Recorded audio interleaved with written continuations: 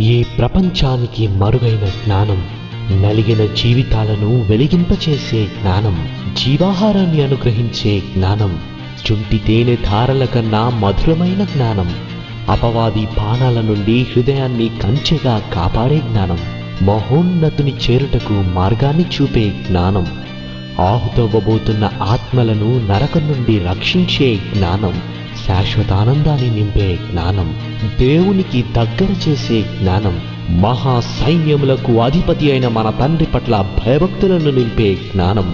ఈ జ్ఞానాన్ని మీకు అందిస్తున్నవారు ట్రూ విజ్డమ్ మినిస్ట్రీస్.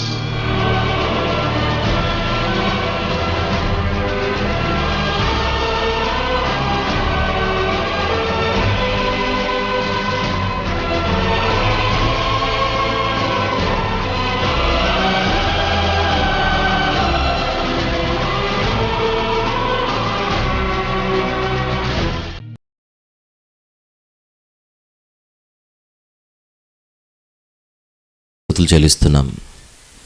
మీ మాటల కొరకు మీ పిల్లలు ఎదురు చూస్తుండగా మరిన్ని మాటలతో మరింత బలపడుటకు మమ్మల్ని అందరినీ నడిపించమని, కేవలం మీ మహిమార్థమై ఈ సమయాన్ని దీవించమని వేడుకొనుచు మీ ప్రియకుమారుడు మా అందరి ప్రభు ప్రియరక్షకుడైన యేసు ప్రభు వారి పవిత్రమైన నామములో ఈ ప్రార్థన సమర్పిస్తున్నాను తండ్రి, ఆమెన్. ప్రియమైన దేవుని వర్లారా, ప్రకటించినట్టుగా ఈరోజు ఈ రెండవ సందేశంగా పశువైన శిశువు అన్న ఒక ఆలోచనాత్మకమైనటువంటి అంశాన్ని మనం కలిసి ఆలోచిస్తూ ధ్యానిస్తూ నేర్చుకుంటూ బలపడదాం. పశువైన శిశువు.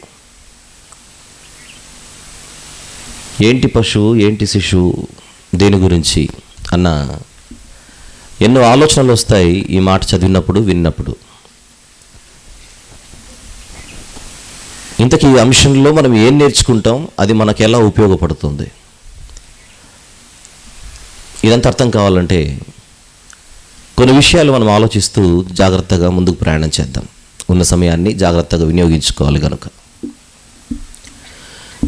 నిన్న ఉదయము ఒక అంశాన్ని మీతో మాట్లాడుతున్నప్పుడు, ఘనులకు కానరాని ఘనుడు అన్న అంశం మీతో మాట్లాడుతున్నప్పుడు, ఒక ఫరో ఎలాంటి అహంకారపూరితమైనటువంటి మాటలు దేవుని గురించి మాట్లాడాడో మనం చూసాం. ఎందుకంటే ఐగుప్తులో ఇశ్రాయేలీయులను భయంకరమైన బానిసలుగా చేసుకొని పరిపాలిస్తున్న పరిపాలన అది. అప్పుడు మోషే అహరోనులు అనేటువంటి ఇద్దరు దైవజనులను దేవుడు పంపి, నా ప్రజలను నాకు ఉత్సవం చేయడానికి వారిని పంపించాలి అని పంపినప్పుడు ఫరో ఇచ్చిన జవాబు బహుశా నిన్న రాని వారికి దానిపై ఒకవేళ అవగాహన ఉండకపోవచ్చు కనుక ఒక్కసారి అది చూసి ముందుకెళ్దాం. మరొక్కసారి నిర్గమకాండం 5వ అధ్యాయం.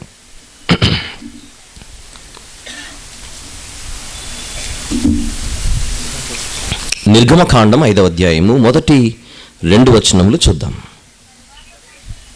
చదవండి. తరువాత మోషే అహరోనులు వచ్చి ఫరోను చూచి, ఇశ్రాయేలీయుల దేవుడైన యెహోవా అరణ్యములో నాకు ఉత్సవము చేయుటకు నా జనమును పోనిమ్మని ఆజ్ఞాపించుచున్నాడనిరి. అప్పుడు అతను అంటున్నాడు, ఫరో అంటున్నాడు, నేను అతని మాట విని ఇశ్రాయేలీయులను పోనిచ్చుటకు యెహోవా ఎవడు? నేను యెహోవాను ఎరుగను, ఇశ్రాయేలీయులను పోనీయను. అది భయంకరమైన ఒక కఠినమైన మాట. దేవుడు దాన్ని సీరియస్గా తీసుకుని యెహోవా ఎవడు అని అతనన్న ఆ స్టేట్మెంట్కి తాను ఎవరో చూపించాడు. తర్వాత 10 తెగుళ్ళ గురించి మనం మాట్లాడుకుంటూ ఉంటాం. మొదటిగా నీటిని రక్తం చేశాడు, అదొక తెగులు. దేవుడు పంపించినటువంటి తెగుళ్ళు ఇవి. కప్పలను పంపించాడు, ధూళి చేత పేలును పంపించాడు, ఈగల గుంపును పంపించాడు. పశువులపై తెగులు పంపించాడు, చర్మంపై దద్దులు పొక్కులు వచ్చే విధంగా ఒక స్కిన్ డిజీజ్ను పంపించాడు. వడగండ్లు పిడుగుల చేత వారి పంటలను నాశనం చేశాడు. మిడతల చేత మరింత నాశనాన్ని పంపించాడు. పట్టపగలే చిక్కని చీకటితో తడునాడనంతగా వారికి కఠిన ఒక భయంకరమైనటువంటి కట్టిక చీకటి పంపితే ఇదంతా దేవుని కార్యం, ఇవన్నీ దేవుని కార్యాలని ప్రజలకు అర్థమైపోయింది. దేవుడు ఎవరో వారు చూడగలిగారు. ఇశ్రాయేలీల దేవుడే నిజమైన దేవుడు అన్న మెసేజ్ వెళ్ళిపోయింది స్ట్రాంగ్గా. ఇవి 9 తెగుళ్ళు ఇప్పుడు నేను ప్రస్తావించింది. ఇదంతా మనకు నిర్గమకాండం 7వ అధ్యాయం నుండి 10వ అధ్యాయం వరకు ఉంటుంది. తర్వాత చదువుకోండి ఈ తెగుళ్ళన్నీ. అయితే ఈ 9 తెగుళ్ళలో మనం చూసినప్పుడు, గమనించినప్పుడు ఆ దేశంలో ఉన్న ఇశ్రాయేలీలు ఎవరైతే ఉన్నారో ఆ ఇశ్రాయేలీలు ఏదో చేయడం వల్ల ఇక్కడ తెగుళ్ళు ఏం రాలేదు. ఈ తెగుళ్ళు రావడానికి ఇశ్రాయేలీలు చేయవలసిన దానికి ఏం లేదు. వీళ్ళేదో చేస్తేనే అది జరుగుతుంది అనడానికి లేదు. వాళ్ళని సైడ్ పెట్టేసి దేవుడు వారిని సైడ్ చేసి తెగుళ్ళను పంపించాడు. వాళ్ళ ప్రమేయం లేదు, ఇశ్రాయేలీల ప్రమేయము లేదు తెగుళ్ళలో. తెగుళ్ళ ప్రభావం వారి మీద లేదు. గమనించాలి, తెగుళ్ళు రావడానికి ఇశ్రాయేలీల ప్రమేయము లేదు. తెగుళ్ళు రావడం చేత ఆ తెగుళ్ళ ప్రభావము ఇశ్రాయేలీల పైన లేదు. ఇది 9 తెగుళ్ళ అవగాహన. ఎటొచ్చి 10వ తెగుళ్ళు ఒకటి ఉంది. ఇది ప్రత్యేకమైంది. 9 తెగుళ్లకు భిన్నమైనదే 10వ తెగులు. అది తొలిచూలు పిల్లలందరినీ సంహరించే ఒక భయంకరమైన వధ. ఇప్పటి వరకు 9 తెగుళ్ళు ఏవైతే ఉన్నావో ఆ 9 తెగుళ్ళ ప్రభావం ఇశ్రాయేలీల మీద లేదు అని మరొకసారి నేను ప్రస్తావిస్తున్నాను. కానీ 10వ తెగులు తొలిచూలు పిల్ల సంహారం ఏదైతే ఉన్నదో అది ఫైనల్ క్లైమాక్స్కి వచ్చేసింది పరిస్థితి. ఆ 10వ తెగులు దగ్గరకు వచ్చేసరికి దేవుడు ఈ తెగులు ప్రభావం తేడా వస్తే ఇశ్రాయేలీల మీద కూడా ఉండే అవకాశం ఉందన్న మెసేజ్ పంపించేశాడు. అది కేవలం ఐగుప్తీయుల మీదకే కాదు. ఎందుకంటే పాపము చేసిన వారి జాబితాలో, తప్పులు చేసిన వారి జాబితాలో, అతిక్రమములు చేసిన జాబితాలో కేవలం ఐగుప్తీయులు మాత్రమే లేరు. కరెక్ట్గా మాట్లాడితే ఇశ్రాయేలీలలో కూడా పాపులు ఉన్నారు. పాపమును సహించిన వాడే, పాపులను సహించని వాడే దేవుడు. పరిశుద్ధత గురించి విన్నాం ఇంతవరకు. ఆయన మహాపరిశుద్ధుడు. పరిశుద్ధత విషయంలో రాజీ పడని దేవుడు. ఈ 10వ తెగులు అన్నది దేవుని ఉగ్రతకు సూచన. 9 తెగుళ్ళు కూడా. ఈ ఫైనల్ తెగులు ఏదైతే ఉన్నదో ఆ ఉగ్రత ఐగుప్తీయులతో పాటు ఇశ్రాయేలీల మీద కూడా ఉంది. అయితే ఇశ్రాయేలీలకు ఆ ఉగ్రత నుంచి తప్పించుకునే అవకాశం దేవుడిచ్చాడు. ఎందుకంటే ఈ ఇశ్రాయేలీల నుండి, ఈ ఇశ్రాయేలీల ద్వారా ప్రపంచానికి దేవుడు నేర్పించాలనుకున్న పాఠాలు చాలా ఉన్నాయి. నిన్నటి దినాన మనం మాట్లాడుకున్నప్పుడు మధ్యాహ్న పాఠంలో ధర్మం మరచిన బృందం అన్న పాఠంలో పక్షపాతం అనేది అసలు దేవునికి నచ్చదు. ఆ మాట మీకు గుర్తొస్తే దేవుడు ఎందుకు ఇశ్రాయేలీలను మాత్రం ఎన్నుకున్నాడు, మిగిలిన వాళ్ళు ఎందుకు పక్కన పెట్టాడనంటే ఈ 2-3 రోజుల్లో మంచి పాఠం మీరు వింటారు. అప్పుడు మొత్తం అంతా క్లియర్ అయిపోతుంది. ఒక విషయం మాత్రం చెబుతున్నాను.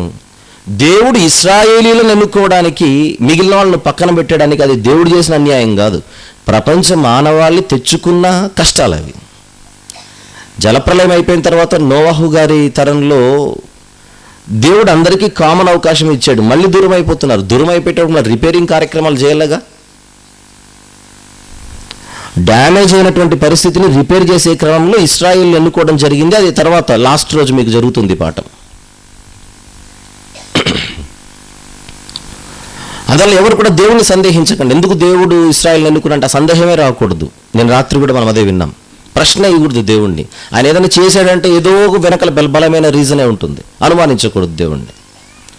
అందువల్ల దేవుడు ఇశ్రాయేలీలను ఎన్నుకున్నాడు ఎందుకు అనే ప్రశ్న ఒక బలమైన కారణం మనం వింటాం తర్వాత. కాకపోతే ఆయనలో మాత్రం న్యాయం ఎప్పుడు ప్రవహిస్తూనే ఉంటుందని మాత్రం మీరు కంప్లీట్గా గమనించాలి, విశ్వసించాలి, గుడ్డిగా నమ్మేయాలి. పాయింట్కి వద్దాం. ఇశ్రాయేలీయులను దేవుడు వారి యొద్దకు మోషే అహరోనును పంపించినప్పుడు ఈ 10వ తెగులు గురించినటువంటి ప్రస్తావన కూడా వారి ముందు ఉంది. ఆ 10వ తెగులు గురించి ఆయన చెప్పిన మాట, ఐగుప్తీయులతో పాటు మీ మీదికి కూడా వస్తాడు సంహారకుడు, ఐగుప్తీయులతో పాటు మీ మీదికి కూడా వస్తాడు. కానీ ఆ సంహారకుని చేతిలో నుండి తప్పించుకోవడానికి మాత్రం మీకు అవకాశం ఉంది. దానికి మీరు చేయవలసిన ఒక కార్యక్రమాన్ని మీరు ఖచ్చితంగా చేయాలి అని మోషే అనేటువంటి భక్తుని చేత, ప్రవక్త చేత పంపిన మెసేజే ఇది. అది విందాం. ఏ మాసంలో అయితే దేవుడు ఆ మాటలు చెబుతున్నాడో ఆ మాసములో, ఆ నెలలో దశమి నాడు, అంటే 10వ రోజు. దశమి అంటే దశ అంటే అర్థం ఏంటి? దశమ భాగం అంటాం, 10th. దశమి నాడు అంటే 10వ రోజు ఒక గొర్రె పిల్లను మీరు తెచ్చుకోవాలి. గొర్రెపిల్ల లేకపోతే మేకపిల్ల ఆప్షన్ ఇచ్చాడు. అది ఏడాదిదై ఉండాలి. దాని వయసు 1 సంవత్సరపు గొర్రెపిల్ల, ఏడాది గొర్రెపిల్ల, ఫ్రెష్. దానిలో ఎటువంటి లోపం ఉండకూడదు, రోగముతో కూడినదై ఉండకూడదు. ఎప్పుడైతే దానిలో లోపం ఉండదో, రోగం ఉండదో, జబ్బు ఉండదో, అది దేవుని దృష్టిలో నిర్దోషమైనది. ఒక గొర్రె పిల్లని తెచ్చుకోమన్నాడు. అది ఏడాది వయసు కలిగి ఉండాలి. అది నిర్దోషమైనదై ఉండాలి. అది 10వ నాడు మీరు తెచ్చుకోవాలి, దశమి నాడు. 14వ రోజు వరకు, 10వ తారీఖు నుండి 10వ రోజు నుండి 14వ రోజు వరకు దాన్ని అలాగనే ఉంచాలి, సిద్ధం చేయాలి. 10 నుండి 14వ రోజు వరకు దాన్ని సిద్ధపరచాలి.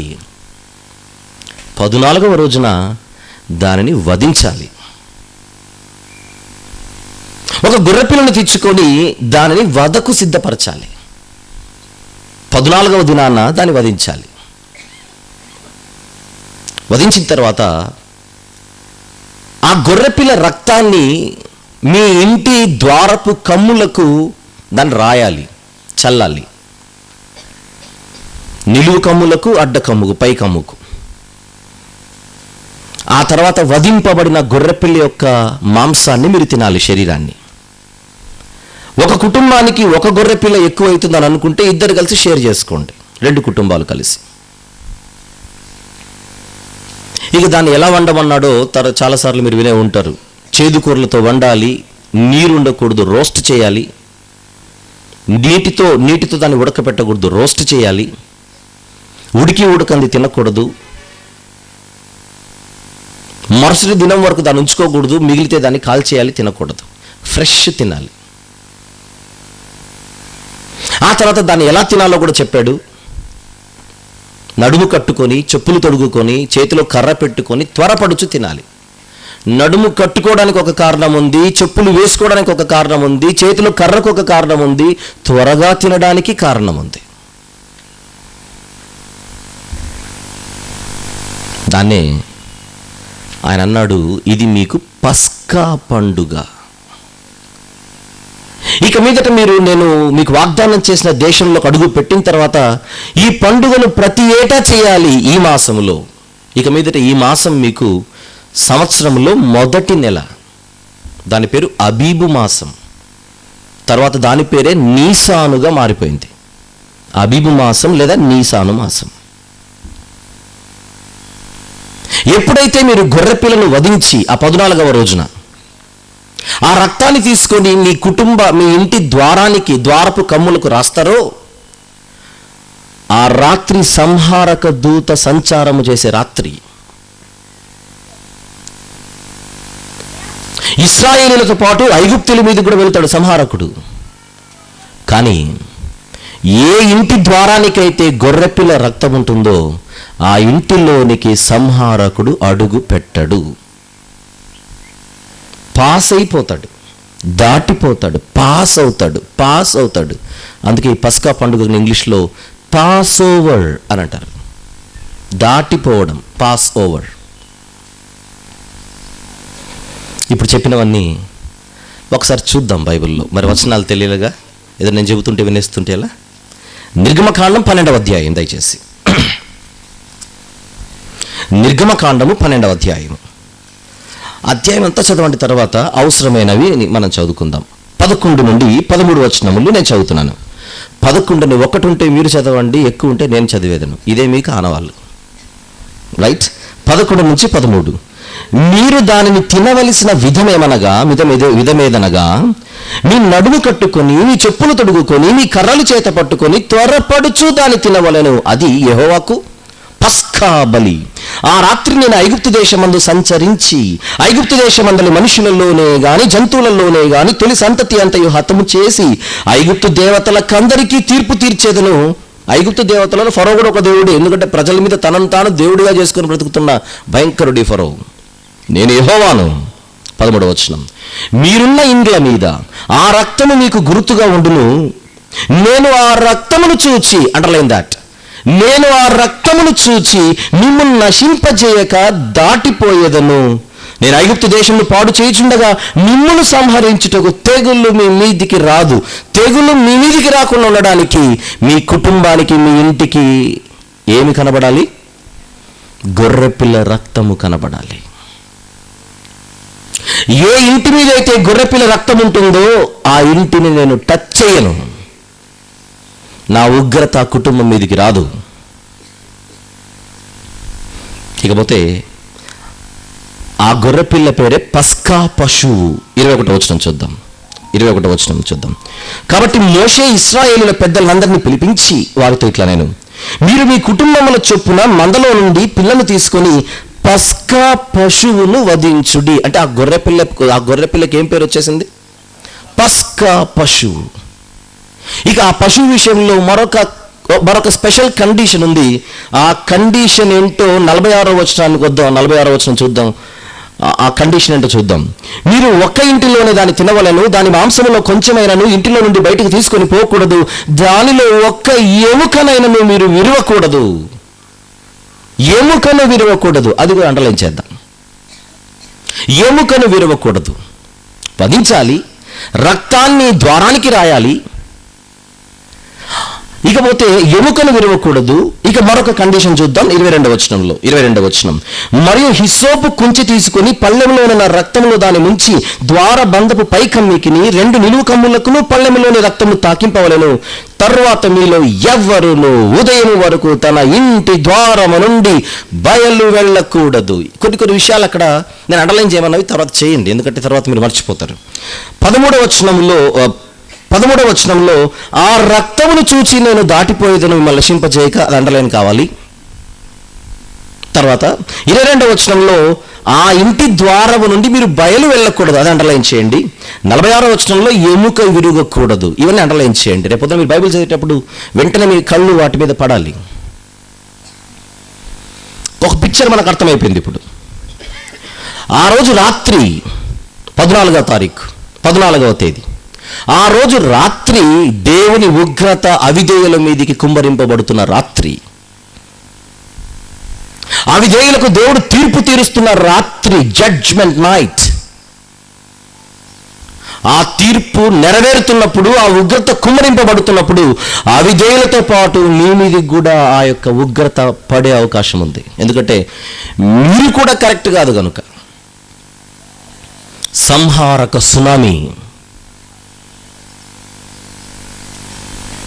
అయితే ఆ భయంకరమైన ఉగ్రత నుండి మీరు తప్పింపబడాలంటే మీ కుటుంబంలో ఏం జరగాలి? ఒక గొర్రెపిల్ల వధింపబడాలి. ఆ గొర్రెపిల్ల రక్తాన్ని ఇంటి ద్వారానికి తాకించాలి. పొర్రపాటున కూడా ఆ గొర్రెపిల్ల రక్తం అంటుకున్న ద్వారము బయటికి రాకూడదు. రక్త ద్వారము లోపలే ఉండాలి. గొర్రెపిల్ల రక్త ద్వారము లోపలే ఉండాలి, కానీ పొర్రపాటున కూడా బయటికి రాకండి. బయటికి వస్తే ఆధార్ కార్డు ఉంటుంది కానీ, అడ్రస్ ఉంటుంది కానీ అందులో మీరు ఉండరు. ఈ రాత్రి ఈ ఉగ్రత నుంచి మిమ్మల్ని తప్పించాలంటే ఒక గొర్రె పిల్లకు మాత్రమే ఆ శక్తి ఉంది. అది పిక్చర్.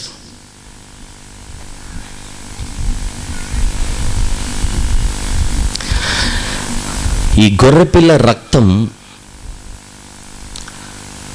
ఈ కుటుంబానికి, ఈ ఇంటికి తాకితే ఆ కుటుంబానికి వచ్చేటువంటి జాగ్రత్తలేంటో, భద్రత ఏంటో అవన్నీ మోషే గారి ద్వారా చెప్పబడ్డాయి. అందులో ముందుగా ఒకటి, వీళ్ళు కూడా మంచోళ్ళేం కాదు, ఉగ్రతకు వీళ్ళు పాత్రులే. కానీ ఉగ్రత వారి మీదికి రాకూడదంటే గొర్రెపిల్ల రక్తాన్ని వారు ఆశ్రయించాలి.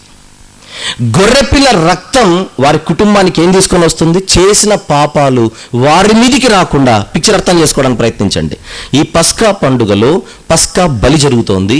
పస్కా బలిలో పస్కా పశువు వధించబడుతోంది. ఈ పస్కా పశువు యొక్క రక్తం లోపల కుటుంబానికి ఏం తీసుకొని వస్తుందని అడిగితే వాళ్ళు చేసిన పాపాలు మరువబడేలా చేస్తుంది. కారణం, వాళ్ళు చేసిన పాపాలను, వారు చేసిన దోషాలను, వారు చేసిన అతిక్రమాలను ఒక రకంగా వారికి బదులుగా వారి కుటుంబంలో వారి పక్షాన ఈ పశువు ఏమైపోతుంది? బలి అయిపోతుంది. ఇంకా అర్థం చేసుకుంటే వారి మీదికి రావాల్సిన శిక్ష కాస్త ఎవరు తన మీదికి వేసుకుంటున్నారు? ఇక్కడ పస్కా పశువు. వారి కోసం ఇది గాయపరచబడుతోంది, వారి కోసం అది నలుగగొట్టబడుతోంది, వారి కోసం అది బలవుతోంది. వారి మీదికి రావాల్సిన శిక్షను తన మీదికి వేసుకుంటోంది. దేవునితో వారిని సమాధానపరుస్తోంది గొర్రె పిల్ల పాత నిబంధన. నంబర్ 1, వాళ్ళు చేసిన పాపాలు, వారు చేసిన పాపాలకు వారి మీదికి శిక్ష రాకుండా ఒక రకంగా ఇండైరెక్ట్గా ఆలోచిస్తే వారికి పాప క్షమాపణ లభిస్తోంది. Yes are no? ఏ రక్తం వారికి పాప క్షమాపణ తీసుకొని వస్తుంది? గొర్రెపిల్ల రక్తం. నంబర్ 2, ఎప్పుడైతే పాపక్షమ అతిక్రమములు మరవబడుతున్నాయో, రెండవది వెంటనే వారికి ఏం కలుగుతుందనంటే సంహారం నుంచి వేరై రక్షణలోనికి వచ్చేస్తున్నారు వీళ్ళు. రక్త ద్వారము లోపల ఏముంది? వీరికి రక్షణ ఉంది. ద్వారము దాటితే ప్రమాదం, ద్వారం లోపలుంటే ఏంటి వారికి? రక్షణ. నంబర్ 2 అండ్ నంబర్ 3 విందాం. నంబర్ 3, దేవుడు ఇందాక దానిని తినవలసిన విధమును చెబుతూ ఏమన్నాడు? నడుము కట్టుకొని, ఇంకా చెప్పులు తొడుగుకొని, కర్ర చేత పట్టుకొని, లేటుగా తినకూడదు, త్వరపడుచు తినాలి. ఎందుకు చెప్పాడు చెప్పనా? ఈ తెగులు వారి మీదికి రాగానే ఐగుప్తు నుంచి మీకు ఇక విడుదల సమీపం అయిపోయింది. సమీపం కాదు, విడుదలకు గంట మ్రోగబోతోంది. ఫరో ఇంతవరకు మీరు అడుక్కున్నా పంపలేదు, ఇప్పుడు మీరు అడగకున్నా వెళ్ళమని బ్రతిమలాడతాడు. ఆ టైం వస్తుంది. ఇక ఎప్పుడైతే ఈ రాత్రి ఆ తెగులు వారి మీదకి వస్తుందో, ఈ భయంకరమైన కఠినమైన బానిసత్వము నుండి మీకు విడుదల కావాలంటే, విమోచన కావాలంటే మీరు ఒక పని చేయాలి. ఆ గొర్రె పిల్లను వధించి ఆ రక్తాన్ని ద్వారానికి రాసి ఆ ద్వారము లోపల మీరుంటే, ఈ రాత్రి ఎప్పుడైతే గొర్రెపిల్ల వధింపబడుతుందో మీ కుటుంబాల్లో, ఇక మీరు లేట్ చేయాల్సిన అవసరం లేదు. ఎందుకంటే ఐగుప్తు నుంచి విడుదల, కనాను ప్రయాణం ప్రారంభం. గొర్రెపిల్ల వధించబడకపోతే ఐగుప్తులోనే పెద్ద సమాధి. ఎందుకు? సంహారకుని చేతిలో సమాధి కాక తప్పదు. 3, గొర్రెపిల్ల ఏం చేస్తుంది? వీరికి విడుదల కలగజేస్తుంది, ఇంకా విమోచన కలగజేస్తుంది. ఎక్కడి నుండి? ఐగుప్తు నుండి. ఐగుప్తు నుంచి విమోచన వచ్చిందంటే, ఐగుప్తు నుంచి స్వతంత్రం వచ్చిందంటే ఎక్కడికి ప్రయాణం మొదలైనట్టు? కనానుకు ప్రయాణం మొదలైనట్టు. మరి ప్రయాణానికి వెళ్ళేవాడు మొత్తం సర్దుకొని రెడీగా ఉండాలా, మామూలుగా జనరల్గా ఉండాలా? నడుము కట్టుకొని అంటే రెడీ అవ్వండి అని. చెప్పులు వేసుకోమంటే చెప్పులు ఎప్పుడు వేసుకుంటాం మనం? ప్రయాణానికి సిద్ధపడినప్పుడే. చెప్పులు తొడుగుకొని నడుము కట్టుకొని త్వరగా తినాలంటే టైం లేదు. ఇక గొర్రెపిల్ల వధించబడిన వెంటనే మీ ప్రయాణం ప్రారంభం. విడుదల, విమోచన, ప్రయాణం ప్రారంభం. ఐగుప్తు నుంచి దూరమై, ఐగుప్తు నుంచి వేరై, ఐగుప్తు నుంచి విమోచింపబడి, విడుదల చెంది కనానుకు నువ్వు ప్రయాణం కట్టాలి. అందుకే చెప్పులు వేసుకోవాలి, అందుకే త్వరపడుచు తినాలి.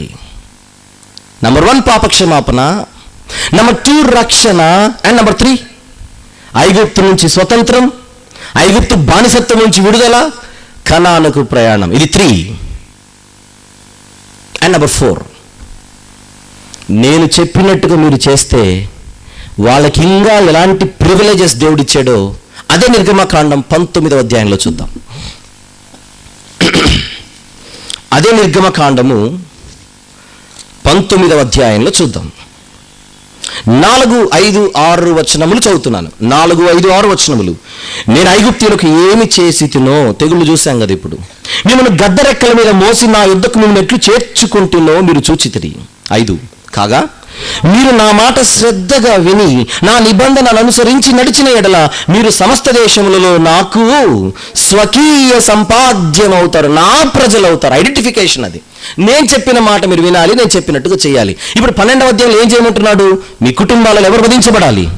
గొర్రెపిల్ల వధించబడాలి. గొర్రెపిల్లను వధించి ఆ రక్తాన్ని మీ ద్వారాలకు రాయమని చెప్పానంటే అది మీరు చేయాలి.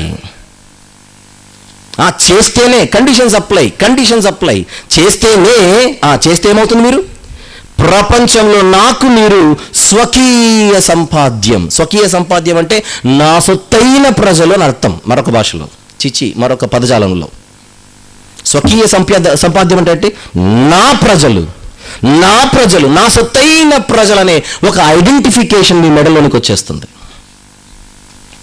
ఇది number 4. Is it 4? Yes. Number 1 పాపక్షమాపణ. Come on. Number 2 రక్షణ. Number 3 ఐగుప్తు నుంచి విడుదల, కనాను ప్రయాణం. అండ్ Number 4 దేవుని సొత్తైన ప్రజలు. నెక్స్ట్ ఇంకేముందో చూద్దాం. 6వ వచనం. సమస్త భూమి నాదే కదా, మీరు నాకు యాజకులు అవుతారు. Number 5 ఏమవుతారట? యాజకులు అవుతారు. ఇంకా నాకు ఒక రాజ్యం అవుతారు, మీరు రాజ్యం అవుతారు, నా రాజ్యం అవుతారు. ఇంకా పరిశుద్ధమైన జనముగా ఉందుదురు అని చెప్పుము, నీవు ఇశ్రాయేలులతో పలుకవలసిన మాటలు ఇవే అని చెప్పాడు. 2 రక్షణ. నంబర్ 3 విమోచన, ఐగుప్తు నుండి ప్రయాణం కనానుకు. నంబర్ 4 దేవుని సొత్తైన స్వకీయ సంపాద్యం అవుతారు. నంబర్ 5 యాజకులు అవుతారు. నంబర్ 6 దేవుని రాజ్యం అవుతారు. అండ్ నంబర్ 7 దేవుని ఎదుట పరిశుద్ధ జనులుగా పిలువబడతారు. ఇక 7 ఇవన్నీ జరగాలంటే మీ కుటుంబంలో ఏం జరగాలి? గొర్రె పిల్ల వధించబడాలి. ఆ రక్తం మీ ఇంటిని ఆవరించాలి. అంతేనా? అంతే. అది జరిగితేనే ఇవన్నీ జరుగుతాయి. ఇవన్నీ జరగాలంటే అది జరగాలి. అందుకే కండిషన్స్ అప్లై. బై 1 బయట బజార్లో get 1. If you want to get 1 first by 1. ఒకటి కొంటే ఒకటి ఉచితం. ఒకటి కొనకుండా ఉచితాన్ని మాకు ఇవ్వమంటే వెనకలు తిరగమంటాడు అతను. నువ్వు కొనాలి. ఒకటి కొంటే ఒకటి ఉచితం, కొనకుండా ఫ్రీది ఇచ్చే వారం తర్వాత కొంటానంటే అతి తెలివది. నీకు పాపక్షమాపణ రావాలంటే, ఓ ఇశ్రాయేలుడా, పాత నిబంధన, నీకు పాపక్షమాపణ కావాలంటే, రక్షణ కావాలంటే, ఐగుప్తు నుంచి విడుదల కావాలంటే, ఒక కొత్త దేశం కావాలంటే, దేవుని సొత్తైన ప్రజలుగా, దేవుని స్వకీయ సంపాద్యంగా నీకంటూ ఒక గుర్తింపు రావాలంటే, దేవుని యాజక బృందంలో నువ్వు ఒక పాలిభాగస్తుడు కావాలంటే, ఆయన రాజ్యంలో ఒక సభ్యుడిగా కావాలంటే, అండ్ ఫైనల్ దేవుని పరిశుద్ధ ప్రజలలో నువ్వు ఒకడు కావాలంటే, నీ కుటుంబంలో గొర్రెపిల్ల వధించబడాలి. ఎవరు చెప్పారు ఈ మాట? దేవుడు చెప్పాడు. ఎవరికి చెప్పాడు? మోషేకి చెప్పాడు. ఎవరికి చెప్పమన్నాడు? ఇశ్రాయేలీలకు చెప్పమన్నాడు. ఇశ్రాయేలీలకు దేవుడు ఏమని చెప్పమన్నాడు? గొర్రెపిల్ల గురించి చెప్పు నాయనా అన్నాడు. మనిషి చెప్పింది వార్త, దేవుడు చెబితే సువార్త. మోషేని ఏం చెప్పమన్నాడు చెప్పండి ఇశ్రాయేలీలకి? నాయనా సువార్త చెప్పు. ఏ సువార్త? గొర్రె పిల్లను గూర్చిన సువార్త. చెప్పండి, ఐగుప్తులో ఇశ్రాయేలీలకు ఏం ప్రకటించబడింది? గొర్రె పిల్లను గూర్చిన సువార్త ప్రకటించబడింది. దేవుని సైడ్ నుంచి ఏమైనా ప్రాబ్లం ఉందా? చెప్పమన్నది చెప్పాడు, చెప్పాల్సింది మోషేని చెప్పమన్నాడు, దేవుడు ఓకే. మోషే కూడా చెప్పమన్నదే చెప్పాడు, మోషే దగ్గర ప్రాబ్లం లేదు. ఎటొచ్చి ఇప్పుడు ఎవరికైతే 7 ప్రివిలేజెస్ కావాలో, ఈ 7 ఆశీర్వాదాలు కావాలో, 7 దీవెనలు కావాలో, వాళ్ళు ఫస్ట్ చేయవలసింది ఏంటంటే, మోషే అనే సేవకుడు చెప్పిన గొర్రెపిల్లను గురించిన సువార్తను మొట్టమొదటి వారు ఏం చేయాలి? విశ్వసించాలి. నమ్మితేనే గొర్రెపిల్లని తెచ్చుకుంటాడు, నమ్మకపోతే ఎందుకు తెచ్చుకుంటాడు? ఇప్పుడు ఇశ్రాయేలు చేయాల్సింది ఏంటి చెప్పండి? తెగులు వీళ్ళ మీదకి రాకూడదంటే వీళ్ళేదో చెయ్యాలి. వడగళ్ళు పడ్డానికి వీళ్ళేం చేయాల్సిన అవసరం లేదు. అంతకుముందు 9 తెగుళ్ళు. మిడతలు రావడానికి వీళ్ళేం చేయాల్సిన అవసరం లేదు. మిడతల బారి నుండి వీళ్ళు కాపాడుకోవడానికి వీళ్ళేం చేయాల్సిన అవసరం లేదు. 9 వేరు, 10 వేరు. ఆ తెగులు మీ మీదికి రాకుండా మిమ్మల్ని మీరు కాపాడుకోవాలంటే ఖచ్చితంగా మోషే గారి చేత చెప్పబడిన సువార్త ఇశ్రాయేలులు మొట్టమొదట ఏం చేయాలి? విశ్వసించాలి. విశ్వసించాలంటే మొదట చెవినివ్వాలి, వినాలి, విశ్వసించాలి. వినాలి, విశ్వసించాలి. వినుట వలన గొర్రెపిల్లను గూర్చిన మాట వింటే విశ్వాసం వస్తుందన్న పిక్చర్ నిర్గమకాండంలో మన కంటికి కనపడుతుంది. కాకపోతే విశ్వసించడం, విశ్వసించకపోవడం అన్నది మోషే గారి చేతిలో లేదు. విశ్వసించడం, విశ్వసించకపోవడం అనేది దేవుని చేతిలో లేదు. దేవుడు న్యూస్ నాది, చాయిస్ మీది అన్నాడు. అంతేనా? మెసేజ్ నాది, చాయిస్ నీది. న్యూస్ నాది, వాయిస్ మోసేది, చాయిస్ మీది. నాయిస్ చేయకుండా వినండి. అది పిక్చర్ అక్కడ. ఎప్పుడైతే మోషే గారి ద్వారా ఈ సువార్త ప్రకటించబడిందో ప్రజల దగ్గర ఇప్పుడు 2 ఆప్షన్స్ ఉన్నాయి. ఓపెన్గా 2 ఆప్షన్స్ ఉన్నాయి. ఒకటి, మోషే గారి మాటలు నమ్మడం ఒక ఆప్షన్, నమ్మకపోవడం ఒక ఆప్షన్. విశ్వసించడం ఒక ఆప్షన్ ఉంది, అట్ ద సేమ్ టైం విశ్వసించకపోవడం కూడా వాళ్ళ చేతుల్లోనే ఉంది. చెప్పింది చేసే పని వారి చేతిలో ఉంది, చెప్పింది చేయకుండా కాము ఉండడానికి వాళ్ళ చేతిలోనే ఉంది. అయ్యగారు మీరు చెప్పిన మాటలు మాకు చాలా అవసరం, థ్యాంక్ యూ అని చెప్పే అవకాశం ఉంది. పోహే బాగా చెప్పావు, కానీ తెగులు వస్తుందట, తొలిచూలు పిల్లలను సంహరిస్తాడట, అది ఈ రాత్రట, మమ్మల్ని మేము కాపాడుకోవాలట, దానికి ఏదో గొర్రె పిల్లని తెచ్చుకోవాలట, దాన్ని వధించి దాని రక్తాన్ని. మా దగ్గర రక్తం లేదేటి? గొర్రెపిల్ల రక్తాన్ని తీసుకొని వచ్చి మా కుటుంబానికి రాస్తే సంహారకుడట గొర్రెపిల్ల రక్తాన్ని చూసి పెద్ద బాబులైన మమ్మల్ని టచ్ చేయకుండా వెళ్ళిపోతాడట. భలేగా ఉంది కథ, 7 చేపల కథ అని హేళన చేసే అవకాశం కూడా ఉందా లేదా చెప్పండి? 2 ఓపెన్గానే ఉన్నాయి. కాకపోతే అలా టైం బాగుండి నమ్మారు, విశ్వసించారు. మోషే గారు చెప్పినట్టుగానే గొర్రెపిల్లను తెచ్చుకున్నారు. దశమి నాడు ఆ గొర్రెపిల్లను వధకు సిద్ధపరిచారు. ఆ దినాన, ఏర్పరచబడిన దినాన, దేవుడు ఏర్పాటు చేసిన దినాన, అది యెహోవా ఏర్పాటు చేసిన దినం. 14, అది యెహోవా ఏర్పాటు చేసిన దినమైతే యెహోవా ఏర్పాటు చేసిన దినాన గొర్రెపిల్ల వధ, ఆ రక్తం ఇంటి ద్వారాలకు తాకడం, ఎవరిని కూడా రక్త ద్వారము లోపలే ఉండమన్నాడు, కానీ పొర్రపాట్ల కూడా ద్వారం బయటికి రాకండి.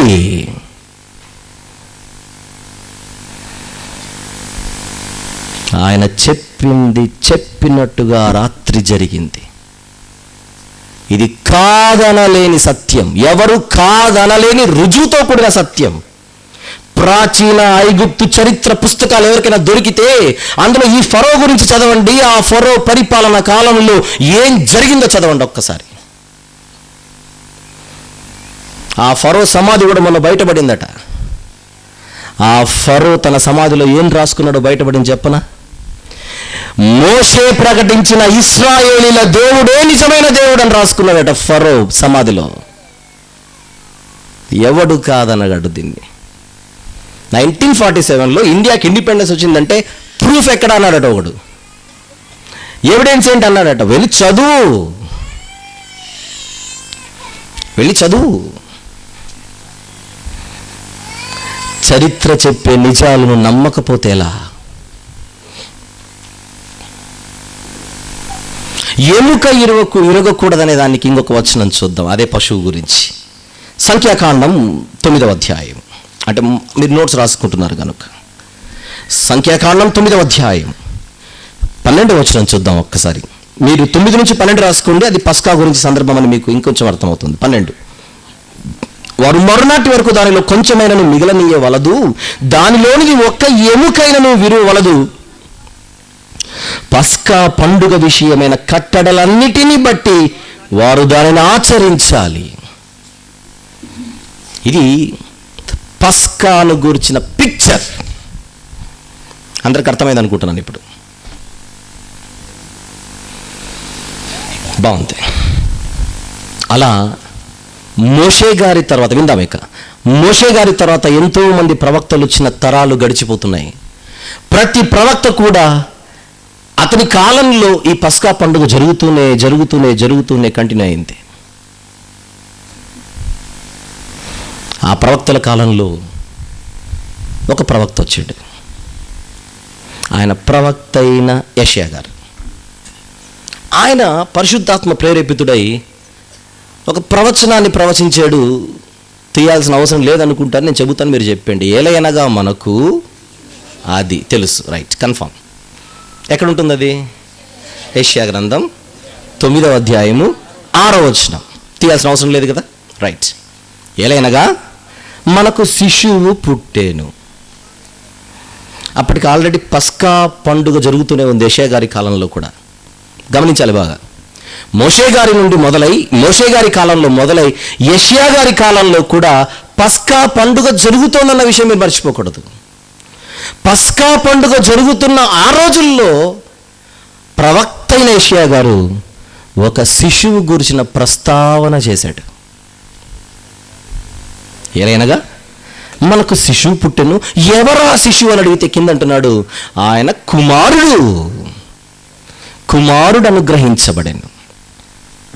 అది 9వ అధ్యాయం. కానీ తన గ్రంథాన్ని ముగించే లోపే ఆయన అదే శిశువు గురించి మరికొన్ని మాటలు చెప్పాడు. ఎన్నో చెప్పాడు. కన్యక గర్భవతి కుమారుని కనును అని చెప్పింది ఆయనే. అలా తర్వాత ముందుకెళ్ళిపోతే ఈ శిశువు యొక్క చరిత్ర చెప్పాడు. ఆ శిశువు భూమి మీద అడుగు పెట్టక ముందున్న చరిత్ర చెప్పాడు అదే యెషయా గారు. అడుగు పెట్టిన తర్వాత అదే శిశువు ఎదిగితే ఏమవుతాడో కూడా చెప్పాడు. అంటే ఈ శిశువును గూర్చిన కొన్ని విషయాలు ఆయన చెప్పింది. ఆయన శిశువుగా రాకముందు ఆ శిశువు చరిత్ర ఏంటి, శిశువుగా పుట్టిన తర్వాత ఆయన చరిత్ర ఏంటి, శిశువుగా ఎదిగిన తర్వాత, శిశువు నుండి ఆయన ఎదిగిన తర్వాత ఆయన భవిష్యత్తు ఏంటి, అన్నీ ఆయన అదే గ్రంథంలో మాట్లాడాడు.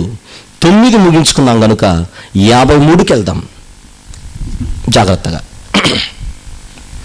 యెషయా గ్రంథం 53వ అధ్యాయం. ముందుగా 2వ వచనం గమనిద్దాం. 2వ వచనం, లేత మొక్క వలెను ఎండిన భూమిలో మొలిచిన మొక్క వలెను అతడు ఆయన ఎదుట పెరిగాను. ఎవరి ఎదుట పెరిగాను చెప్పండి. 9వ అధ్యాయంలో ఉన్న శిశువు ఒకప్పుడు తండ్రి అయిన దేవుని ఎదుట ఎలా పెరిగాడో చెబుతున్నాడు, గతం. కానీ లేత మొక్కగా అంత గొప్పగా పెరిగిన ఆయన శిశువుగా లోకములో అడుగుపెట్టాడు. పెట్టిన తర్వాత ఆ శిశువు ఎదుగుతాడు. యెషయా గారు చెబుతున్నమాట, ఆ శిశువు ఎదుగుతాడు. శిశువుగానే ఉండడుగా, శిశువు ఎదుగుతాడు. అలా ఎదిగిన తర్వాత ఆ శిశువు ఏం చేస్తాడో 5వ వచనంలో చెబుతున్నాడు. చూద్దాం. 4 చదివి కిందికి వెళ్దాం. నిశ్చయముగా అతడు, ఎవరతడు? ఒకనాటి శిశువు, మన రోగములను భరించెను, మన వ్యసనములను వహించెను. 5 మన అతిక్రమములను బట్టి కదా, మన అతిక్రమములను బట్టి అతడు గాయపరచబడెను, మన దోషములను బట్టి అతడు నలుగగొట్టబడెను, మన సమాధానార్థమైన శిక్ష అతని మీద పడెను, అతడు పొందిన దెబ్బల చేత మనకు స్వస్థత కలుగుచున్నది. ఇదంతా మనం చదువుతుంటే ఇప్పుడే నిర్గమాకాండం 12 చూసుకొని వచ్చినట్టు లేదు. అరే ఇప్పుడే నిర్గమ 12 ఇవన్నీ కనపడుతున్నాయి కదా మనకు. ఏవన్నీ? నిర్గమ 12లో పస్కా పండుగ, అందులో పస్కా బలి, అందులో పస్కా పశువు. ఆ పశువు ఏం చేసిందంటే ఇప్పుడు ఇవన్నీ మాట్లాడుకొని వచ్చాం. గుర్తుందని అనుకుంటున్నాను. ఇవన్నీ అక్కడ మాట్లాడుకొని వచ్చాం ఇక్కడికి. అక్కడ మాట్లాడుకున్నవన్నీ కరెక్ట్గా జిరాక్స్ కాపీలా ఇక్కడ కనబడుతున్నాయి చూడండి. మళ్ళీ చదువుకుందాం ఒకసారి. 5వ వచనం.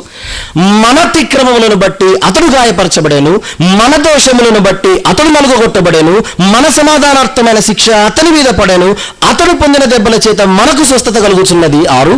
మనమందరము గొర్రెల వలె త్రోవ తప్పిపోతుంది, మనలో ప్రతివాడు తనకిష్టమైన త్రోవకు తొలిగెను, కానీ యెహోవా అంటే తండ్రి అయిన దేవుడు మనందరి దోషమును అతని మీద మోపేను.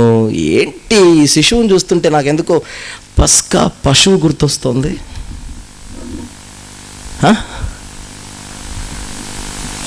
నిర్గమ 12లో నేను చూసిన పస్కా పశువులో ఉన్న లక్షణాలన్నీ ఎదిగిన ఈ శిశువులో కనబడుతున్నాయి. గమనించండి.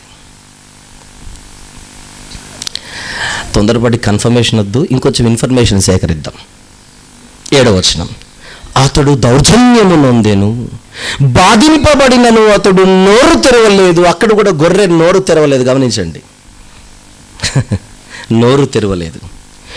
వదకు తేబడు గొర్రె పిల్లయు, బొచ్చు కత్తిరించు వాని ఎదుట గొర్రెయు మౌనముగా ఉండునట్లు అతడు నోరు తెరవలేదు. యెషయా గారు శిశువు అని చెప్పాడే కానీ, శిశువు అని చూశాడే కానీ ఆయన కంటికి ఏం కనపడుతుంది? తన మనోనేత్రానికి ఒకరోజు ఈయన శిశువుగానే ఉంటాడు, కానీ ఎదిగిన తర్వాత ఆయనలో నేను గొర్రె పిల్లను చూస్తున్నాను అంటున్నాడు యెషయా గారు. ఇంకా ఏం చేశాడో చూద్దాం. 9వ వచనం. అతడు మరణమైనప్పుడు అనే ఉందా బైబిల్లో? అలాగనే ఉందా? అలానే ఉంది. అతడు మరణమైనప్పుడు భక్తిహీనులతో అతనికి సమాధి నియమించబడే.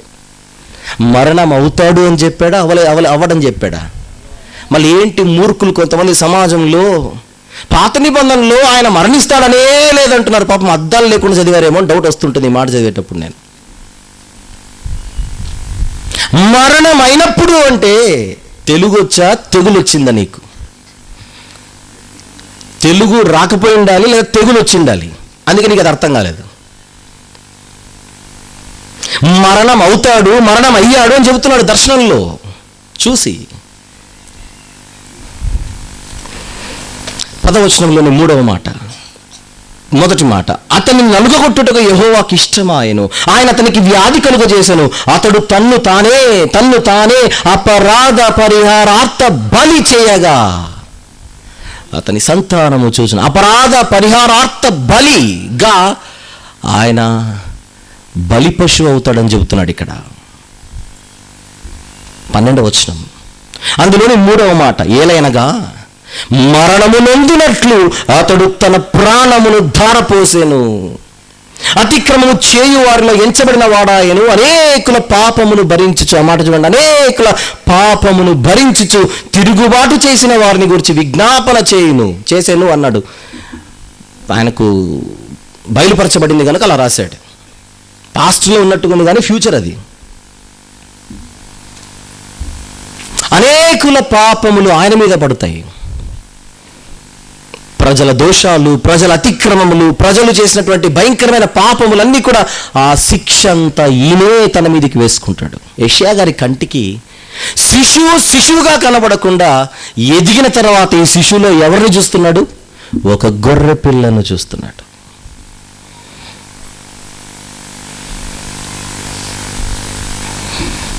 ఇది పాత నిబంధన. ఒక దైవజనుని నోట మనం విన్న మాటలు ఇవి. యెషయా గారు. ఒక్కసారి మనము క్రొత్త నిబంధనకు వస్తే అక్కడ మరొక దైవజనుడు కనబడతాడు. ఆయన సుమయోను. లూకా సువార్త 2వ అధ్యాయం చూద్దాం. ఈయన మరొక దైవజనుడు, ఈయన కూడా ఒక ప్రవక్తే. లూకా సువార్త 2వ అధ్యాయం 35వ వచనం ఒక్కసారి చూద్దామా. 35.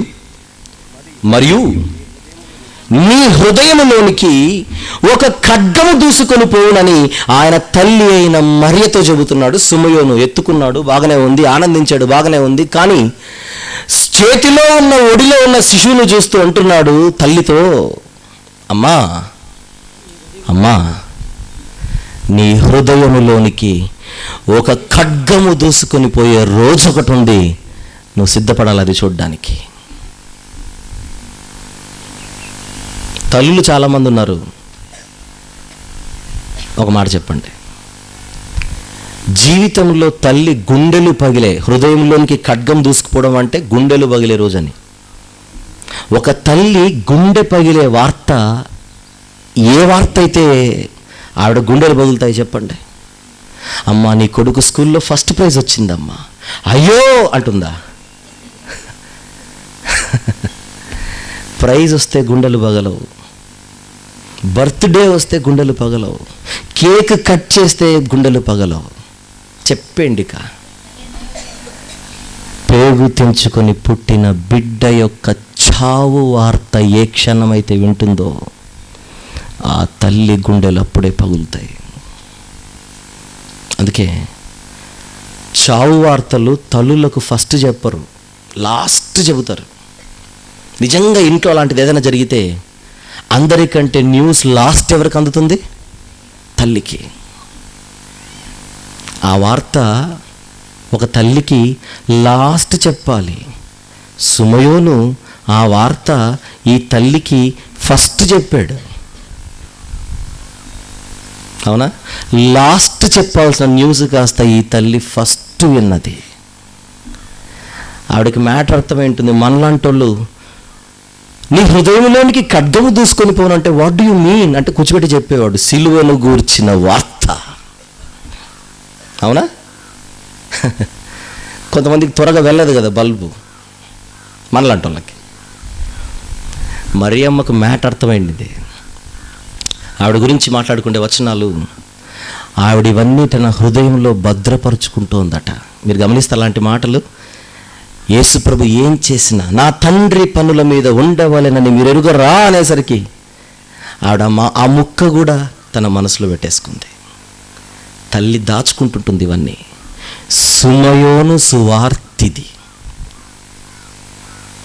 మత్తయి సువార్త, మార్కు సువార్త, లూకా సువార్త, యోహాను సువార్తలలో ఉన్న మరొక సువార్త. ఏ సువార్త ఇది? సుమయోను సువార్త. సుమయోను ఏ వార్త చెప్పాడు మరియమ్మకు? నీ బిడ్డ యొక్క మరణం నీ కళ్ళతో నువ్వు చూసే రోజొకటి ఉంది. శిశువును చూస్తున్న సుమయోనికి ఆ శిశువులో ఎవరు కనపడుతున్నారు? గొర్రెపిల్ల. గొర్రెపిల్ల ఎవరు? పస్కా పశువు. శిశువును చూస్తూ ఫ్యూచర్లో ఈ శిశువే పస్కా పశువు అవుతాడంటున్నాడు సుమయోను. ఆ మాట ఎవరన్నారు ఇందాక? యెషయా గారు. మరొక దైవజనుడిని చూద్దాం. ఆయన బాప్తిస్మమిచ్చు యోహాను గారు. యోహాను సువార్త. ఏంటో వీళ్ళ కళ్ళకి ఆయన చాలా తేడా కనపడుతున్నాడు. ఏంటి? 1వ అధ్యాయం 29వ వచనం చూద్దాం. ఈ దైవజనుడికి ఎదిగిన శిశువు, ఇప్పుడు ఆ శిశువే ఎదిగాడు. ఆ శిశువు ఎదిగిన తర్వాత ఒకరోజు యోహాను గారి కంటపడ్డాడు. అప్పుడు ఆ యోహాను గారు ఏమంటున్నారు చూద్దాం. 1వ అధ్యాయం 29వ వచనం. మరునాడు యోహాను యేసు తన యొద్దకు రాగా చూచి, ఇదిగో లోక పాపమును మోసుకొని పో దేవుని గొర్రె పిల్ల. ఏంటి మనిషి తిరుగుతుంటే గొర్రె పిల్ల అంటున్నాడు ఈయన? సమాజం యేసుని యేసనే చూసింది, కానీ యోహాను గారి కంటికి ఎలా కనపడుతున్నాడు ఆయన? లోకపాపమును మోసుకొని పోవు దేవుని గొర్రె పిల్ల. ప్రజల పాపాలను మోసిన ఒక పస్కా పశువు చరిత్ర పాత నిబంధనలో ఉంది, మర్చిపోకండి. కానీ ఈరోజు ఎదిగిన ఈ శిశువును చూసి యోహాను గారు అంటున్నాడు, ఈయన ఒక గొర్రె పిల్ల. 35, 36 ఆ 2 వచనాలు. మరునాడు మరలా యోహానును అతని శిష్యులలో 2 నిలుచుండగా అతను నడుచుచున్న యేసు వైపు చూచి, ఇదిగో దేవుని గొర్రె పిల్ల. అంటే దైవ జ్ఞానం కలిగిన వారికి ఈ శిశువు ఎలా కనపడతాడు? ఈనాటి శిశువే భవిష్యత్తులో ఒక పస్కా పశువు అవుతాడు అన్నట్టు.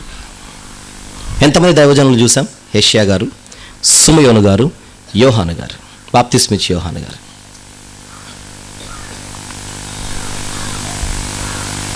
మరొక యోహాను ఉన్నాడు, ఆయన అపోస్తలుడైన యోహాను. ప్రకటన గ్రంథం రాసింది ఆయనే. ఆయన ఏమంటున్నాడు చూద్దాం. అదే యేసు ప్రభు గురించి. అంటే తన గ్రంథంలో ఆయన చూసిన దర్శనాలలో ఉన్న సందర్భాన్ని ఆయన రాస్తున్నాడు. చూద్దాం. ప్రకటన గ్రంథం 5వ అధ్యాయం. ప్రకటన గ్రంథం 5వ అధ్యాయం 8వ వచనంలో చివరి మాట నుంచి కొనసాగిద్దాం. ఆ గొర్రెపిల్ల ఎదుట సాగిలపడి, అంటే గొర్రెపిల్ల గురించిన ప్రస్తావన.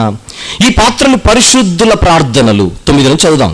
ఆ పెద్దలు, నీవు ఆ గ్రంథమును తీసుకొని దాని ముద్రలు విప్పుటకు యోగ్యుడవు, నీవు వధింపబడిన వాడై, గొర్రెపిల్లతో మాట్లాడుతున్నారు అక్కడ, నీవు వధింపబడిన వాడవై నీ రక్తమిచ్చి ప్రతి వంశములోను ఆయా భాషలు మాట్లాడేవారు, లేక ఇశ్రాయేలీలు మాత్రమే కాదు, ప్రతి వంశం కవర్ చేస్తోంది గొర్రెపిల్ల.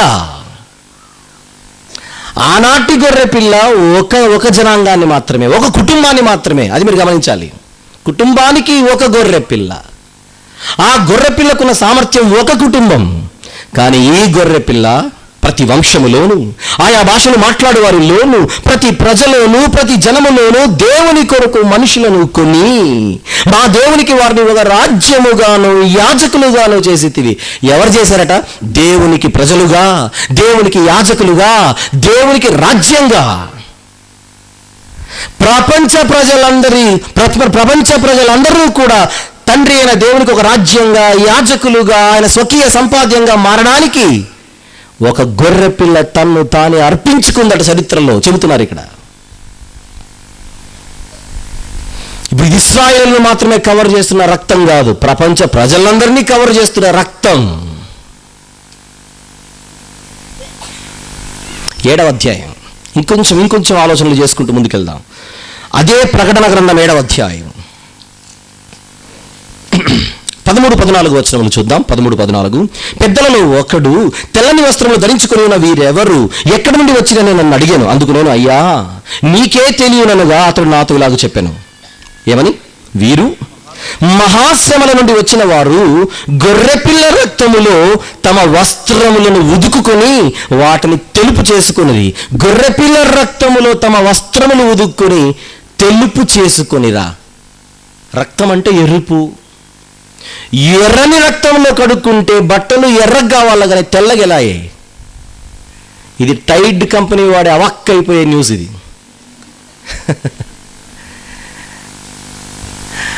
తెల్ల చొక్కా మరింత తెల్లగైతే అవాక్ అవ్వమంటున్నావు నువ్వు. ఎర్రని రక్తంలో తెల్ల చొక్కా కాదు, నల్ల బట్ట కడిగినా కూడా తెల్లగైపోతుంది. ఇది నువ్వు అవాక్ అవ్వాల్సిన న్యూస్ ఇది. వస్త్రం అంటే వస్త్రం కాదు, బ్రతుకులు, జీవితాలు. పాపం అనే భయంకరమైన మురికితో మసకబారిన జీవితాలను గొర్రెపిల్ల రక్తంలో కడుక్కుంటే ఏమవుతాయట? తెల్లగా అవుతాయి. అందుకే ఈ గొర్రెపిల్ల లేదా ఈ గొర్రెపిల్లను పౌలు గారు ఏమని పిలుస్తున్నాడో చూద్దాం. 1 కొరింథీ 5వ అధ్యాయం. 1 కొరింథీ 5వ అధ్యాయం 7వ వచనం చూద్దాం ఒక్కసారి. 7వ వచనం. మీరు పులిపిండి లేని వారు గనుక క్రొత్త ముద్ద ఊటకై ఆ పాతదైన పులిపిండిని తీసి పారవేయుడి. ఇంతేకాక క్రీస్తు అను మన పస్కా పశువు వధించబడేను అని ఫైనల్గా పౌలు గారి నోట వింటున్నాం ఈ డిక్లరేషన్. ఏమని పిలుస్తున్నాడు ఈ శిశువుని? ఎదిగిన ఈ శిశువును పౌలు గారు ఏమని పిలుస్తున్నారు? ఇక ఆయన శిశువు కాదు, మనందరి కోసం బలైన పస్కా పశువు.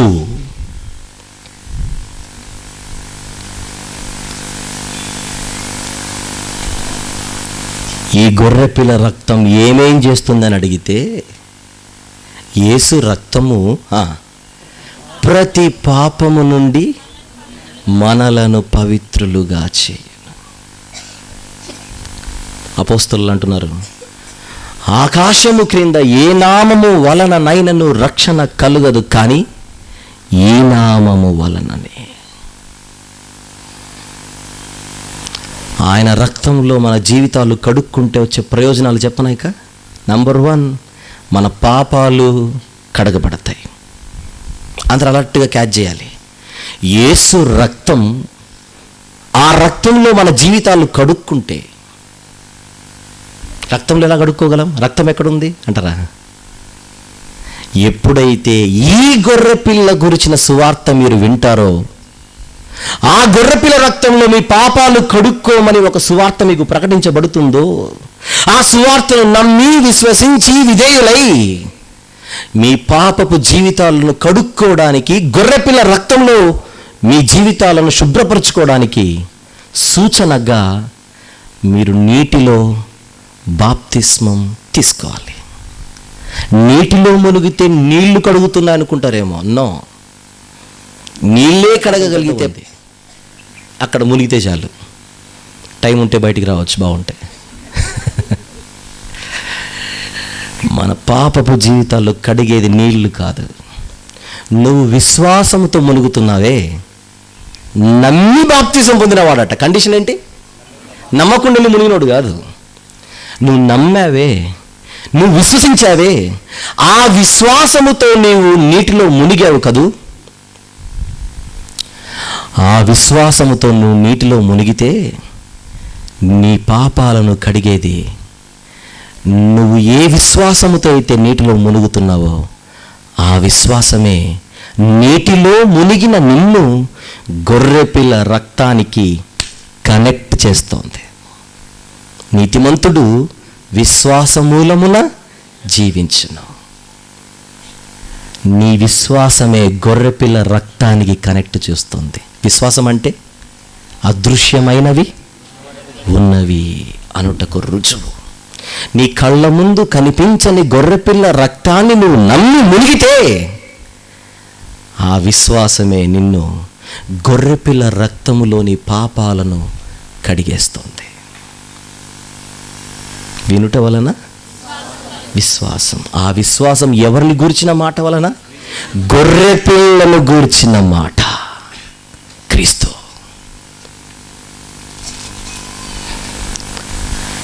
పాపాలు కడగాలంటే ఈ గొర్రెపిల్ల రక్తము తప్ప నీకు ఏ రక్తం సెట్ అవ్వదు. బ్లడ్ బ్యాంకుల్లో చాలా ఉంటాయి, లీటర్ల కొద్దీ. అవి తీసుకొని ఎక్కించుకుంటే లేని జబ్బులు వస్తాయి, జాగ్రత్త. హైదరాబాద్లో మన రక్త స్కామ్ జరిగింది, బ్లడ్ స్కామ్. బ్లడ్ స్కామ్ అంటే తెలుసా? హైదరాబాదులో రక్తం అమ్మేవారు ఎర్రనీళ్ళు కలిపి అమ్ముతున్నారట. ప్రాణాలతో కూడా ఆడుకుంటున్నారంటే రక్తం ఎక్కడుంది ఈరోజు? లీటర్ల కొద్దీ రక్తం మనకు ఎక్కడున్నా, రక్తదాన శిబిరాల్లో ఎంతో రక్తం ఎంతో మంది ఇస్తున్నా, పాపాలు కడిగే శక్తి చరిత్రలో ఒకరి రక్తానికే ఉంది. అదే అమూల్యమైన క్రీస్తు రక్తం. ఎంత పెద్ద వార్త ఇది! ఒక చిన్న పోలిక చెబుతాను. ఐగుప్తులో ఇశ్రాయేలీలు 12 గోత్రాల వాళ్ళు ఉన్నారు. ఉగ్రత కుమ్మరించబడడానికి దేవుడు అవిధేయుల మీద తీర్పు తీర్చే రాత్రి ఆ రాత్రి. అలాగని వాళ్ళ ఒంట్లో ప్రవహించే రక్తం ఎవరిదో చెప్పన? ఇశ్రాయేలీలు 12 గోత్రాల వారి ఒంట్లో ప్రవహించే రక్తం ఎవరిది అనుకుంటున్నారు? అబ్రహాము, ఇస్సాకు, యాకోబుల రక్తం. అవునా కదా? అబ్రహాము, ఇస్సాకు, యాకోబుల రక్తం లీటర్ల కొద్దీ వీళ్ళందరిలో ఉన్న రక్షణ కావాలన్నా, రాత్రి వాళ్ళ పాపాల నుంచి విముక్తి కలగాలన్నా అబ్రహాము రక్తం వర్కౌట్ అవ్వదు ఇక్కడ, ఇస్సాకు రక్తం వర్కౌట్ అవ్వదు ఇక్కడ, యాకోబు రక్తం పనికిరాదు ఇక్కడ. వాళ్ళకు మించిన రక్తమే ఆ రాత్రి మీరు తాకిస్తున్న పస్కా పశువుగా బలైన గొర్రెపిల్ల రక్తం. ఈ గొర్రెపిల్ల రక్తం అబ్రహాము రక్తం కన్నా గొప్పది, శ్రేష్టమైనది. ఇస్సాకు యాకోబుల రక్తం కంటే శ్రేష్టమైనది. ఈ గొర్రెపిల్ల రక్తంతో ఏ రక్తం సాటి లేదు. ఈరోజు అదే. అందుకే ఆయన రక్తం గురించి హెబ్రీ పత్రిక 12వ అధ్యాయంలో ముగించుకుందాం. హెబ్రీ పత్రిక 12వ అధ్యాయంలో ఆ రక్తము గురించి ఎలాంటి రక్తంలో పోల్చబడింది ఒక్కసారి చూద్దాం.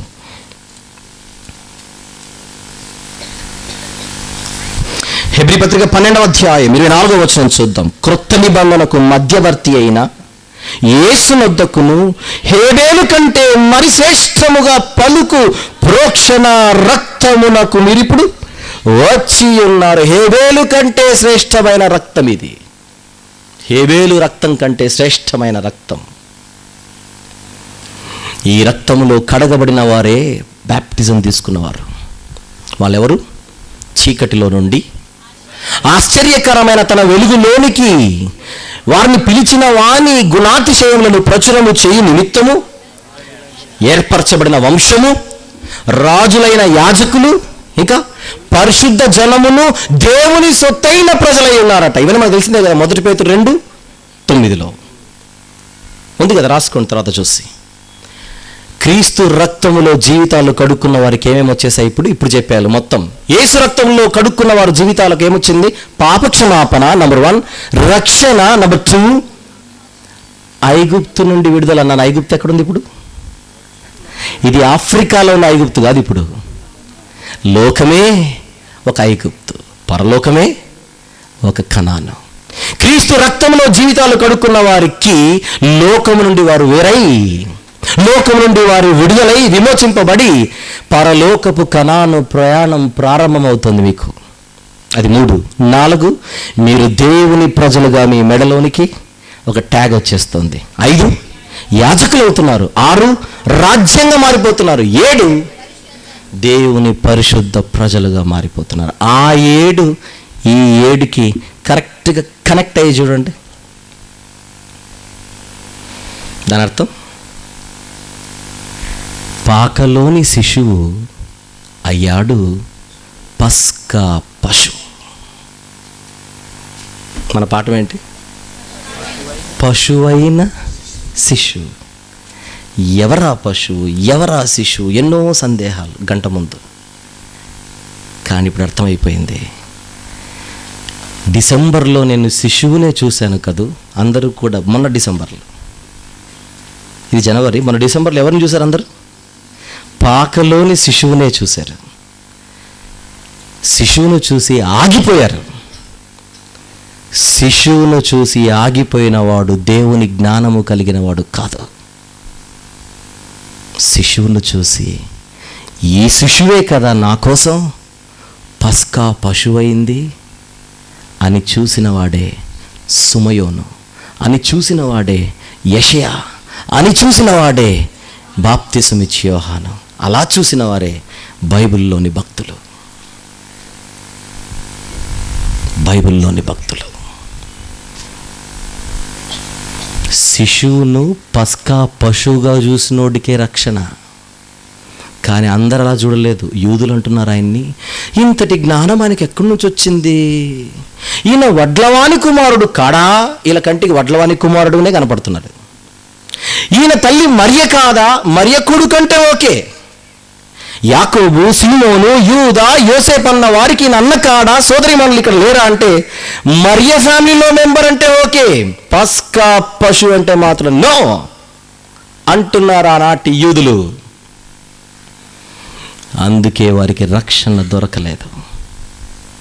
మరియ కుమారుడు కరెక్టే, యోసేపు కుమారుడిగా పిలువబడ్డాడు కరెక్టే, యాకోబు, సీమోను, యూదా, యోసేపులకు అన్నయ్య ఓకే, సోదరి మనులకు కూడా అన్న ఓకే. అన్ని ఓకేలతో పాటు ఇంకొకటి కూడా ఓకే, అదే పస్కా పశువు. ఈ ఒక్క ఓకే ఓకే అవ్వకపోతే ఏ ఓకే ఓకే కాదు. Is it okay? ఈరోజు కూడా సమాజంలో, ప్రపంచంలో యేసుక్రీస్తు అంటే క్రైస్తవులకు చెందినవాడు, యేసుక్రీస్తు అంటే వాళ్ళు పూజించుకునేవాడు. అలాంటి సమాజంలో కొందరంటారు ప్రవక్త అంటే ఓకే, దేవుని కుమారుడు అంటే నాట్ ఓకే. ప్రవక్త అంటే ఓకే, మన పాపాల కోసం బలయ్యాడంటే నాట్ ఓకే. అలాగైతే నువ్వు రక్తాన్ని ఆశ్రయించకపోతే, ప్రపంచంలో ఎవరైనా గొర్రెపిల్ల రక్తాన్ని ఆశ్రయించకపోతే మీకు రక్షణ లేదు.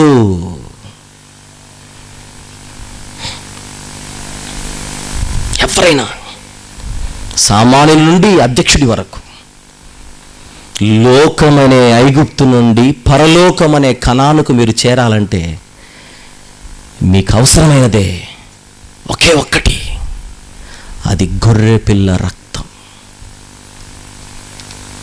అది నీ జీవితానికి తాకాలి, అది నీ జీవితానికి అంటబడాలి. నీ జీవితం గొర్రెపిల్ల రక్తముతో ముడిపడాలి. కండిషన్ ఏంటి? ఇశ్రాయేలీలకి ఆ రక్త ద్వారము నుండి బయటికి రాకూడదు. ఒక్కసారి మీరు గొర్రెపిల్ల రక్తములో మీ జీవితాన్ని ముంచిన తర్వాత ఆ రక్తపు జోన్లోనే మీరు ఉండాలి. పొరపాటున క్రీస్తనే గొర్రెపిల్ల పస్కా పశు రక్తము నుండి బయటికి వచ్చారా, అక్కడుంది మీకు ప్రమాదం, అక్కడుంది ప్రమాదం. ఉదయం అయ్యేంత వరకు లోపలే ఉండాలన్నాడు కండిషన్. ఇక్కడ కన్ను మూసేంత వరకు ఈ రక్తపు పరిధిలోనే ఉండాలి. నాకొద్దు నువ్వు అన్ని బయటకు వచ్చారా, మరణానికి నువ్వు ముద్దొస్తావు. మరి ఉగ్రత.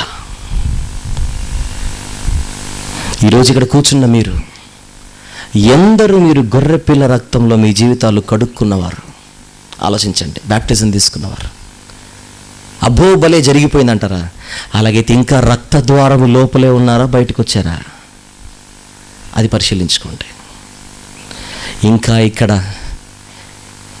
చాలామంది బ్యాప్టిజం ఇంకా తీసుకోలేదు కదూ అంటే మీరు అనుకుంటున్నారు మాకెందుకు రక్తం అనుకుంటున్నారు మీరు. ఆ రోజు ఆ రాత్రి ఎవరైనా మాకెందుకు ఆ రక్తం అనుకోనంటే ఇశ్రాయేలీలు సంహారకుడి చేతిలో నాశనం అయిపోయేవారు. నేడే రక్షణ దినం, ఇదే అనుకూలమైన సమయం. నెక్స్ట్ ఇయర్ తీసుకుంటా, తర్వాత ఇయర్ తీసుకుంటా, రేపేమీ సంభవించో నీకు తెలియదు అన్నాడు అక్కడ. నెక్స్ట్ ఇయర్ అంటావేంటి? ఎప్పుడు పుట్టినరోజు అంటావేంటి అక్టోబర్లో, లేదా ఇంకొకటేదో న్యూ ఇయర్ అంటావేంటి జనవరి 1 కోసం? నపుంసకుడు బర్త్డే కోసం వెయిట్ చేసింటే ఫిలిప్ దొరికేవాడు కాదు. వెంటనే లైట్గా తీసుకోకుండా ఎవరు కూడా దయచేసి గొర్రెపిల్ల రక్తపు అవసరతను లైట్గా తీసుకోకండి ఎవరు. అది ఉంటేనే మీ జీవితంలో నూతన అధ్యాయం మొదలవుతుంది, నూతన ప్రయాణం మొదలవుతుంది. ఒక శిశువు అడుగుపెట్టి మనందరి కోసం పస్కా పశువు అయ్యాడు. ఏ వార్త మర్చిపోయినా ఈ వార్త మర్చిపోకండి. ఆలోచించండి, విధేయులు కండి ఈ సువార్తకి. చేయమన్నది చేయండి. 2 ఆల్రెడీ బ్యాప్టిజం తీసుకున్న వాళ్ళు దేవుడు అనుకున్నట్టుగా పరిశుద్ధులుగా జీవించాలి, సత్క్రియల్లో ఉండాలి, 10 మందికి అందించాలి. బ్యాప్టిజం ఇంకా తీసుకోనని వారు బహుశా ఇలాంటి మాటలు వినడానికే దేవుడు ఇక్కడ వరకు నేను రప్పించాడేమో ఈరోజు. బహుశా నీకోసమే ఏమో. ఆలస్యం చేయకుండా ఆచరణలోనికి వచ్చి ఒక మంచి జీవితాన్ని ప్రారంభించండి. బలవంతం కాదు, బలమైన సలహా మాత్రమే. మరొక పాఠంలోనికి ప్రవేశిద్దాం. పశువైన శిశువు. ఇది మన జీవితానికి ఒక గొప్ప పాఠంగా మనందరి జీవితాల్లో నిలవాలి, నడిపించాలి. ప్రార్థన చేసుకుందాం. కానీ దానికంటే ఒక్క మాట, యేసుప్రభు కోసం ఎముక ఇరవకూడదు అనే మాటలు వచనాలు రాసేసుకొని ముగించుకోండి దయచేసి. కీర్తన గ్రంథంలోని 34, ఎందుకంటే యేసుప్రభు గురించి ఉంది కదా అక్కడ. యేసుప్రభు గురించి 34వ అధ్యాయం కీర్తనల్లో 20వ వచనం, యోహాను సువార్త 19:36 ఈ రెండు రాసుకొని చదవండి. ఆయన ఎముకలలో ఒకటైనను విరువకూడదన్న పస్కా పశువు గురించిన లక్షణాలని మీ కంటికి కనపడతాయి. 34వ కీర్తన 20వ వచనం, యోహాను సువార్త 19:36. పస్కా పశువు గురించినటువంటి ఎముకలకు సంబంధించిన కండిషన్ పోలిక కూడా ఇక్కడ నెరవేరుతోంది మీకు. ఇక ఆలోచించండి, ముందుకెళ్ళండి, ప్రార్థన చేసుకుందాం. ప్రేమగల తండ్రి, మంచి మాటలు మీ పిల్లలు విన్నారు. మీ కుమారుని రక్తమే మాకు శరణ్యం. ఆ రక్తము వద్దని కాదని మేము తిరిగితే ప్రమాదం మా ఎదుటే ఉంటుంది. అలాంటి తప్పు చేయకుండా ఈ రక్తపు పరిధిలో బ్రతికి రక్తద్వారం నుంచి బయటికి రాకుండా మమ్మల్ని మేము కాపాడుకుంటూ మీ మాటల ప్రకారంగా జీవించడానికి మమ్మల్ని బలపరచమని ప్రార్థిస్తున్నాను. మరొక పాఠముకు మీ పిల్లలు సిద్ధపడుచుండగా నడిపించమని తండ్రి, మీ కుమారుని ద్వారా మరిన్ని గొప్ప మాటలు మీ పిల్లల హృదయాల్లో నింపమని ఈ 2వ రోజు అంతటిని మరొకసారి మీ హస్తాలకు అప్పచెప్పచ్చు. మా కోసం శిశువుగా ఉండి గొర్రెపిల్లగా మారి మా కోసం మరణించిన, రక్తం కార్చి సమాధి చేయబడి తిరిగి లేచిన గొర్రెపిల్లైన పస్కా పశువు అయిన యేసు ప్రభు వారి ప్రశస్తమైన నామములో ఈ ప్రార్థన సమర్పిస్తున్నాను తండ్రి. ఆమేన్. Thank you very much.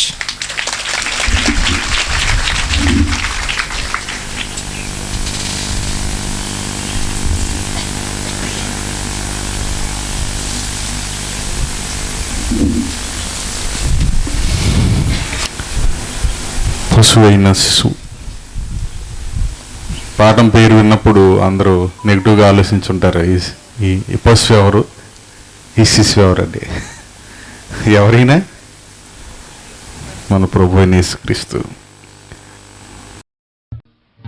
True wisdom ministries లో భాగమైన ట్రూ విజ్డమ్ ట్రైనింగ్ సెంటర్ 6 సంవత్సరాల నుండి 19 సంవత్సరాల వయసు గల పిల్లలకు రెగ్యులర్ ఎడ్యుకేషన్ తో పాటు బైబిల్ ఎడ్యుకేషన్ ని కూడా అందిస్తున్నది. వీటి వివరములు మరియు మా ఇతర పరిచర్య వివరములను మా అఫీషియల్ వెబ్సైట్ www.truewisdomtv.com లో పొందగలరు. బ్రదర్ ఆర్ వంశీ గారు మాట్లాడిన ఎన్నో అద్భుతమైన ప్రసంగాల డివిడీలు సిద్ధంగా ఉన్నాయి. డివిడీల కోసం మీరు సంప్రదించవలసిన ఫోన్ నంబర్లు 04065554355 లేదా 8106882392.